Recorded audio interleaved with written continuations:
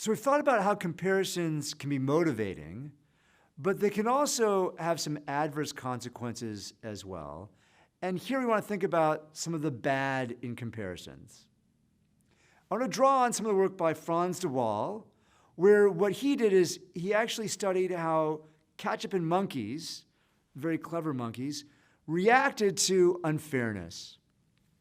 He taught these monkeys to use stones for money, where he gave them stones. Experiment would come out, open up their hands, and receive a stone, and then hand the monkey some reward, like a slice of cucumber. It turns out these monkeys would engage in this transaction all day long. They love cucumbers, and they're happy to hand over the stones. That is, until they see a neighbor, a monkey in a cage next to them, getting something better than a cucumber, like a grape. And here I'll show you a video from one of his studies where two catchment monkeys side by side are handing over stones. One's getting a cucumber, the other one's getting a grape. We can see what happens.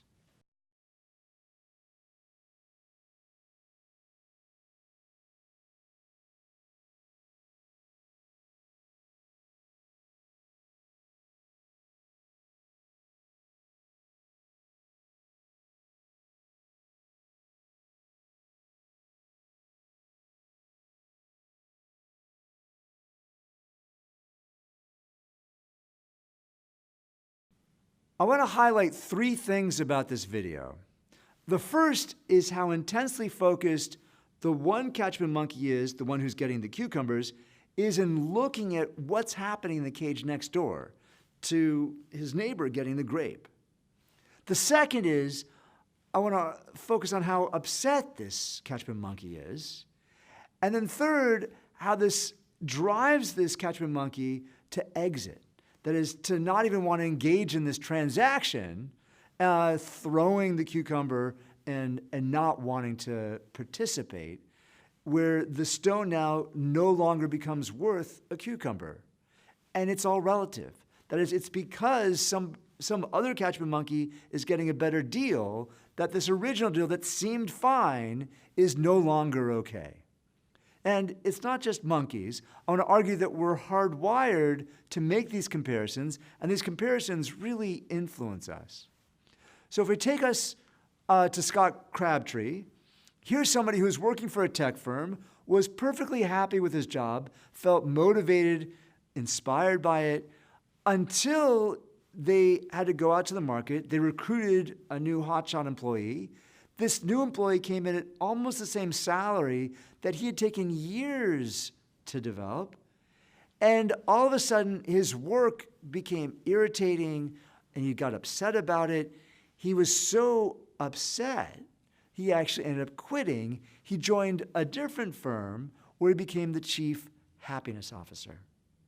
So just as the catchment monkeys, Scott Crabtree, when he realized that somebody else was getting a deal that seemed better than his, a younger person with almost the same salary, he ended up quitting and leaving and trying to find happiness somewhere else. Now, it's not just individuals, it happens to groups too. And here, American Airlines, years ago, were facing very tough financial straits. They were on the verge of bankruptcy. They negotiated assiduously with their unions, the pilots union, the flight attendants, the baggage handlers, the mechanics, and they got them to agree to incredible concessions. So the unions together, they agreed to $1.8 billion concessions. Now, at the same time, the executives at American Airlines, they could have left American Airlines for other more stable companies, and they tried to retain those executives. And to retain them, they were giving them retention bonuses. Now, here's the problem. They had offered them $41 million in retention bonuses. There was an SEC filing deadline, and this information became public. So just after the unions had agreed to steep concessions, they learned that the executive team was going to end up with these retention bonuses. Well, you can imagine, just like the catchment monkeys, they became furious. So the concessions were acceptable until they found out that somebody else was getting paid a bonus. And the first thing they did was they fired their negotiator. They withdrew these concessions. They had to go back to the drawing table to try to negotiate. So here's the question. Is a stone worth a cucumber? Are $1.8 billion in concessions reasonable? Am I getting paid a fair salary? And for all of these questions, the answer is, well, it depends. And we have comparisons that inform our answers. Now, let's go to the United Kingdom, and I'll think about two brothers, David and Ed Miliband. These are two brothers. They grew up together, and they both were members of Parliament in the United Kingdom. And when Gordon Brown stepped down as the head of the Labour Party, they were both vying for leadership. The older brother, David, first announced that he was going to run for leadership. Flanked by 15 members of Parliament, he announced his candidacy, and he seemed like the odds-on favorite. There were several other candidates that also threw their hats in the ring, in addition to David and Ed. But these were the two primary contenders. And as the voting went on, David had a slight edge. So in the first round, David was beating out Ed. In the second round, the same. And the third round, the same. But the gap became a bit narrower. Now, to win, you need an outright majority. You need more than 50%. And that's exactly what happened in the fourth round. Just the two of them. And now, all of a sudden, Ed wins. Now, two things about this. One, it's a very narrow margin of victory, and the counterfactual of something else happening is quite salient.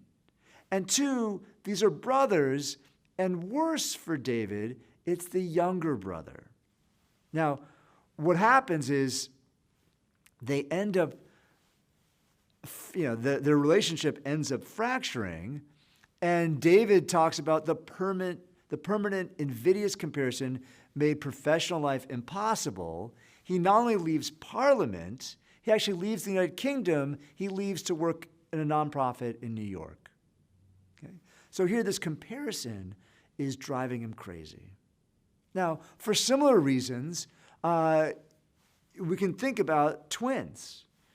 Now, one idea is you think, well, what's an artificial twin? An artificial twin is adopting someone that's similar in age to a biological son or daughter. Now, what would be great about it is you have a built-in playmate. There's an economies of scale. There's one carpool. You have one school. You can have one soccer drop-off. It could be great. And yet, adoption expert Sam LeJoyner argues against the corrosive social comparisons that are created by artificial twins. That is, by doing this, there's always going to be some twin, one of those twins, that's going to be out ahead of the other. And there could be developmental differences, and that constant comparison is going to make artificial twins really toxic.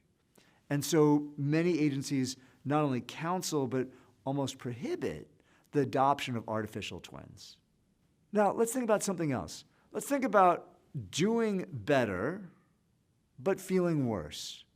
How could that happen? Now, again, it's going to be comparisons that help us unlock this puzzle.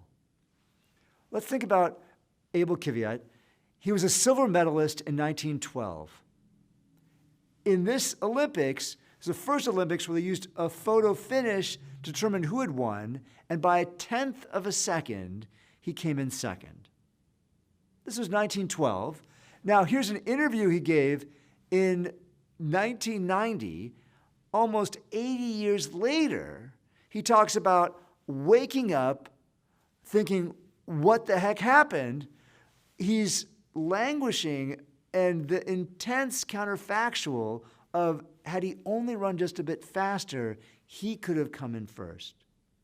It turns out that this intense feeling is not just unique to Abel, it's actually incredibly prominent, where you see silver medalists chronically express dissatisfaction. A couple of academic articles have studied this, even terming this the silver medal face, where you have silver medalists who look downright distraught really unhappy. And in fact, by contrast, you see bronze medalists who end up looking much happier than their silver medal counterparts. So in this study, almost all the gold medalists are smiling, but the bronze medalists are smiling a little bit less often. But in these studies, none of the silver medalists were smiling. If you think about these comparisons, the silver medalists, like Abel, are comparing themselves to the gold medalists. That would have been a lot better. When you compare silver to bronze, they're kind of similar. But the bronze medalists, if silver is kind of close, that's not a very big upward comparison. But to fourth place, that's a chasm. There you're just an athlete, not a medalist. And so the bronze medalists are delighted to have escaped that other fate. So we see this doing better but feeling worse phenomenon in these medalists, where silver medalists are often downright miserable. So here we can think about this important lesson where comparisons can drive us, they can motivate us, but they can also make us perfectly miserable.